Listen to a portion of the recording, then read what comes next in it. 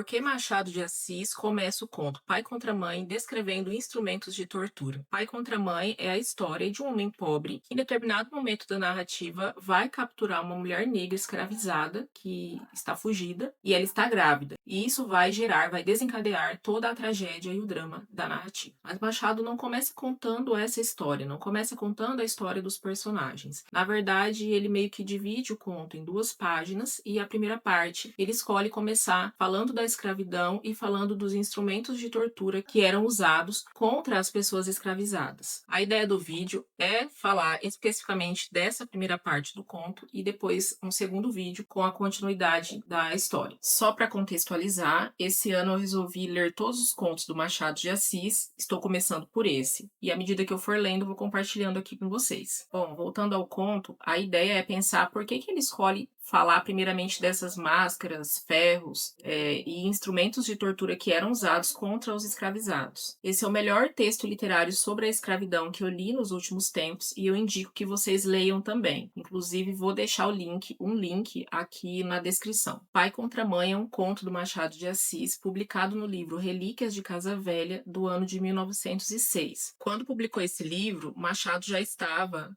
meio que no final da sua vida. Eu não sei se vocês se recordam, mas ele falece no ano de 1908. Então, nesse livro, ele meio que vai apresentar ali pra gente as suas memórias, suas ideias, né, textos que ele foi escrevendo durante a vida. E aí a metáfora da casa velha, né, como se fossem relíquias de uma casa velha. E quando a gente lê Pai contra Mãe, a gente percebe também que essas relíquias também mostram o tempo que ele viveu, né, ou seja, uma sociedade muito marcada pela violência e pela desigualdade. Então ele tenta descrever um pouco dessa sociedade que ele viveu quando criança, quando jovem, que em 1906 já era passado, né? Já fazia parte do passado. Então ele publica em 1906, tendo como público as pessoas de 1906 e os leitores do futuro, porém o enredo desse conto ele se passa cerca de 50 anos antes, ainda durante o período da escravidão. O enredo então se organiza em duas partes, né? Primeiro são apresentados, como eu falei, os instrumentos, a escravidão e os instrumentos de tortura usados nesse período, e na segunda parte, a vida precária do personagem Candinho, Cândido Neves. Então, o ponto de maior tensão da história vai acontecer quando o Candinho captura a Arminda, que é uma mulher escravizada. Naquele momento, ela é uma escravizada fugida e ela vai acabar perdendo, vai acabar abortando o filho dela. E ele faz isso para ganhar 100 contos de réis. E com isso ele garante a permanência na família, a sobrevivência do próprio filho dele, né, que também tinha acabado de nascer. Ele evita de entregar o filho na roda dos enjeitados. Importante dizer que eu não pretendo esgotar, né, as interpretações sobre esse conto. Na verdade, sempre vai haver mais a dizer sobre um texto na medida que a gente lê, né, novamente. Agora, falando especificamente sobre a primeira parte, o narrador ele vai relembrar os ofícios e os aparelhos utilizados durante a escravidão no Brasil. Ele menciona, por exemplo, o ferro que era colocado nos pés dos escravizados para impedir a fuga.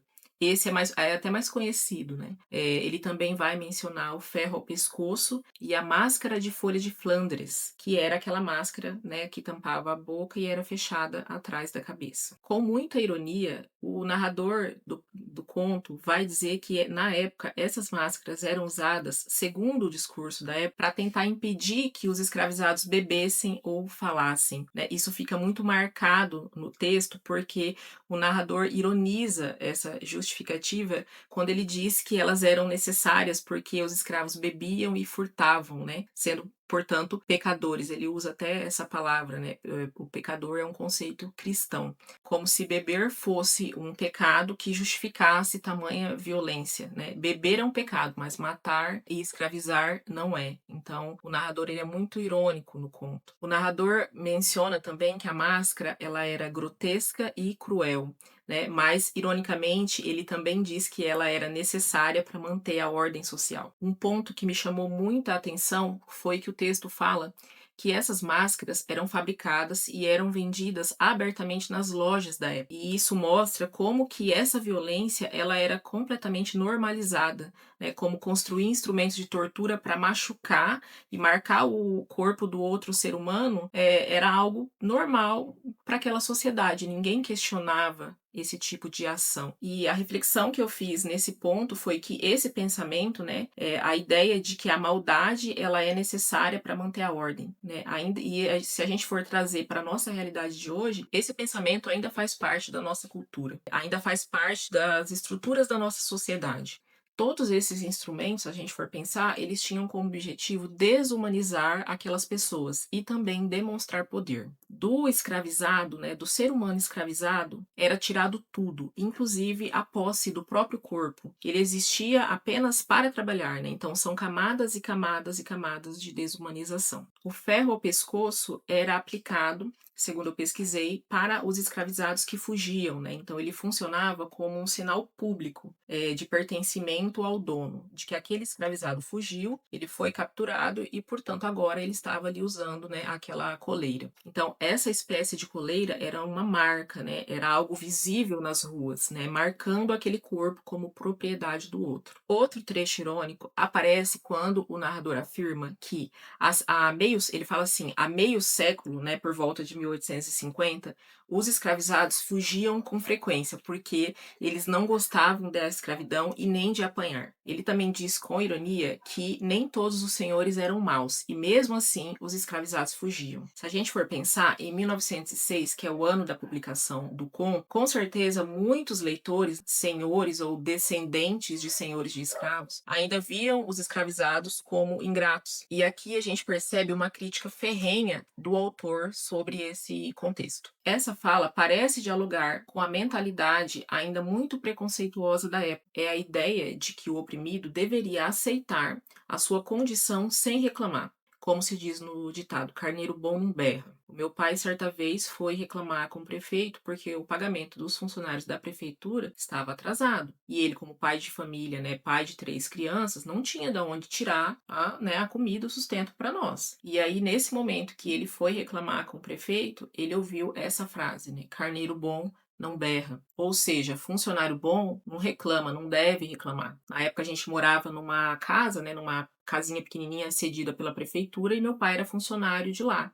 E aí a história terminou com meu pai tendo que ir novamente até o prefeito, pedir desculpa para que a gente não fosse despejado da casa. Eu interpreto que falas como essas são resquícios da mentalidade dessa sociedade escravocrata, né, em que nós, pobres, deveríamos ser o tempo todo submissos e aceitar sempre certos tipos de violência sem reclamar. Outras coisas que eu aprendi com o Con, né, que eu não sabia, por exemplo, ele menciona também os escravos de contrabando, porque mesmo após a publicação da lei Eusébio de Queiroz de 1850, que proibia o tráfico de africanos, né, eles continuavam sendo sequestrados e vendidos no Brasil, especialmente no cais do Valongo, que foi o maior porto receptor de africanos escravizados e hoje é patrimônio da humanidade. Outro conceito que também aparece no conto é o de escravos de ganho, que eu também não conhecia, né, que eram escravizados que faziam outros trabalhos nas ruas e entregavam e pagavam uma quantia para o seu dono. Esses tipos de escravos, os escravos de ganho, eles tinham certa mobilidade porque eles conseguiam sair, por exemplo, né, da propriedade e andar, trabalhar pela cidade, mas eles continuavam presos, né, à lógica da escravidão. E aí eles negociavam valores fixos com o seu senhor, né, eles pagavam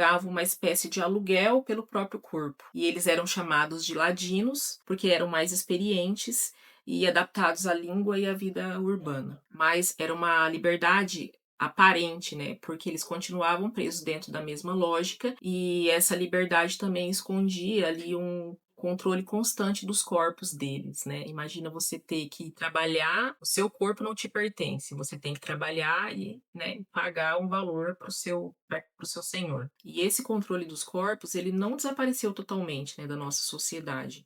Só que hoje existem outras formas, né, outras práticas de vigilância e de controle sobre o nosso tempo, sobre o trabalho das pessoas, né? O nosso corpo, de certa forma, ele continua sendo regulado, né, por diversos sistemas de poder. Outro ponto que também me chamou bastante atenção nessa primeira parte do conto, né? Então, olha quanta coisa somente na primeira parte do conto.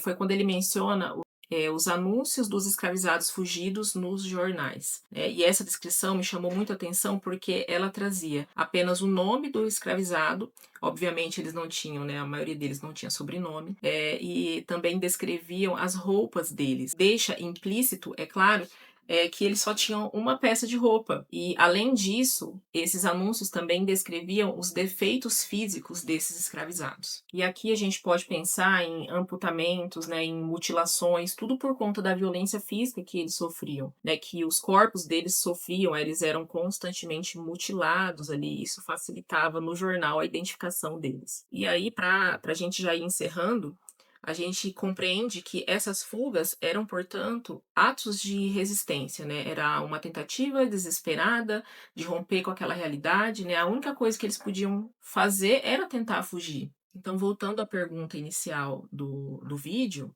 por que que Machado começa descrevendo esses instrumentos? Ele descreve todo esse contexto para que a gente possa depois compreender o enredo do conto. É como se ele escrevesse para os leitores do futuro, para que a gente pudesse entender que havia todo um sistema construído sobre a lógica da escravidão.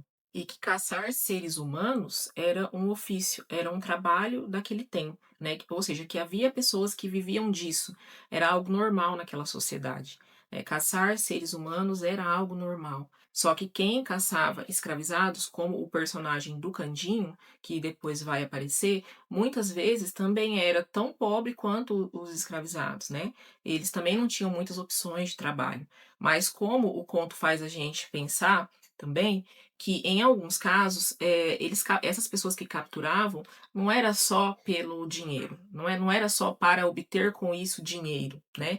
Também havia implicitamente o desejo de ter poder, de ter a posse do corpo do outro, ainda que por alguns minutos, de se sentir de uma certa forma superior porque era branco, o Candinho era um homem branco, mesmo também sendo uma pessoa tão marginalizada quanto os escravizados. E isso me lembra também o discurso de algumas pessoas atualmente, né? Ainda hoje há entre nós pessoas que defendem sistemas de exploração, que defendem a perda de direitos trabalhistas, né? Mesmo também sendo um trabalhador. Então, é mais um modo como a gente percebe como a lógica da escravidão, ela ainda tem resquícios na nossa sociedade hoje. Então, falando sobre a pergunta que eu propus no início do conto, para a gente fechar essa pergunta, por que Machado de Assis escolhe começar falando sobre a escravidão? Porque eu acho que ele queria impedir que o leitor enxergasse a tragédia do final do conto apenas como um problema individual ou como um dilema moral, né? Entre salvar o próprio filho ou deixar livre a mulher escravizada e o seu bebê, né? Candinho também é um dos instrumentos da